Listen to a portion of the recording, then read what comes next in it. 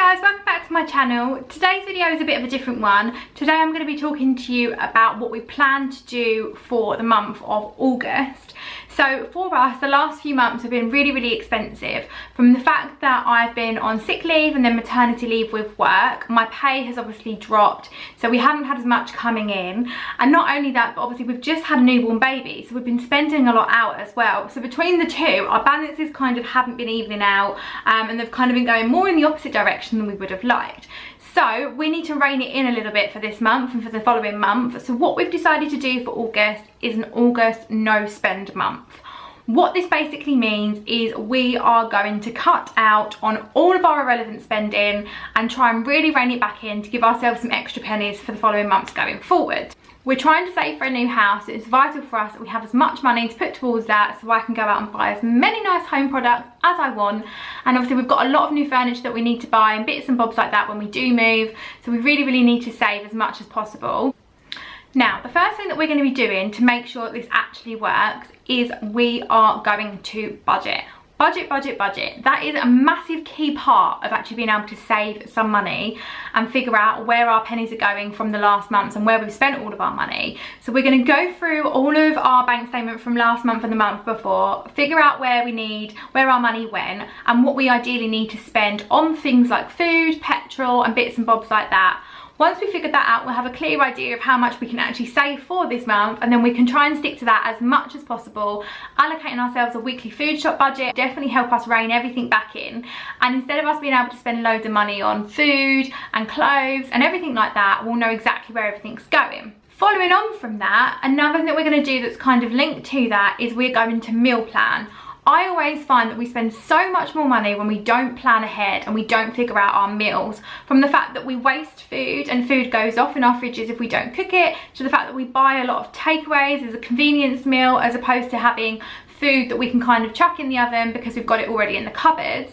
And not only that, I like to batch cook. I feel batch cooking is another great key to being able to save money. I always feel that if I batch cook food and have it all prepared and put in the freezer, on one of those days when I am leaning towards having a convenience meal and kind of grabbing a takeaway, whether it be a Chinese or an Indian, if I've got food in the freezer that I can literally chuck in the oven or chuck in the microwave, defrost and cook really quickly, I won't have to worry about cooking or thinking about that. It helps us save a lot of money because that £30 to a takeaway is what we may have already had stuck in the freezer left over from a previous meal, will cost us absolutely nothing.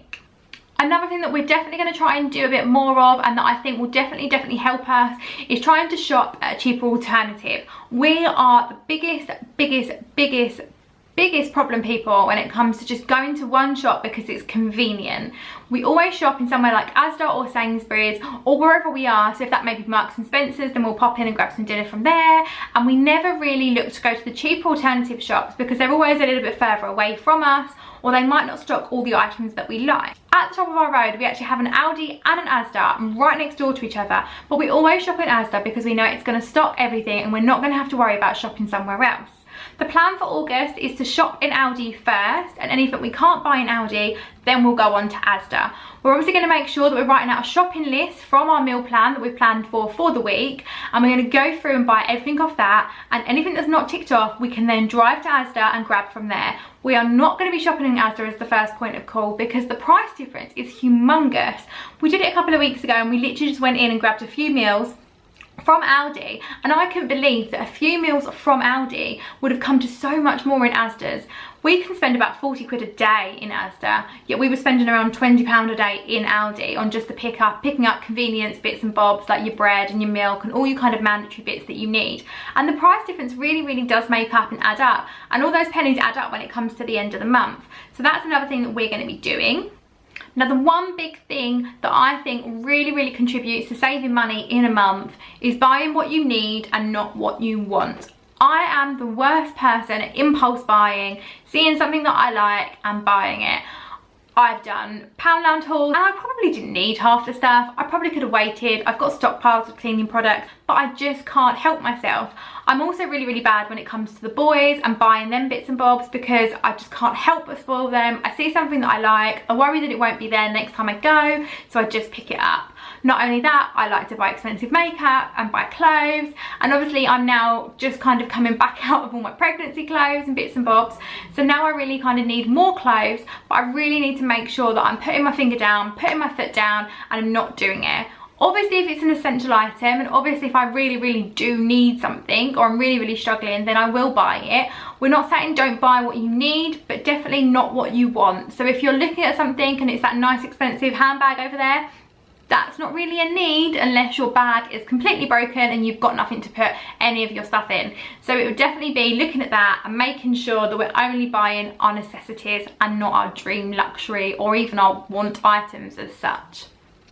So that's everything we're going to try and do for the month of August, from the very first month of August. I will try and give you some updates throughout the month if I can, so please head on over to my Instagram where I'll keep you posted. And at the end of the month I'll do another roundup just to let you guys know how we got on and what our budget looked like at the end of the month, and whether we managed to save more money month on month or whether we was in exactly the same position. And I'm hoping we won't be, because obviously the whole point of this is that we managed to rein it all in and managed to save up some money. If you did like this video, please don't forget to like and subscribe, and I'll see you all again shortly for another video.